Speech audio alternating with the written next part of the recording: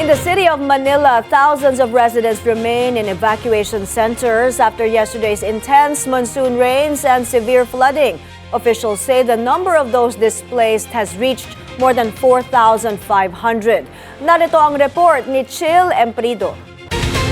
Kasalukuyan pa rin nasa evacuation center ang nasa 4,579 na individual o katumbas ng 1,500 families na inilikas dahil sa pagbaha kahapon sa lungsod yan ng Maynila. Mula ito sa District 1, 2, 3, 4, 5, 6 at sa Baseco. Kasunod nito, tuloy-tuloy ang pamamahagi ng pagkain sa mga residenteng pansamantalang lumikas sa pangunguna ng Manila Department of Social Welfare.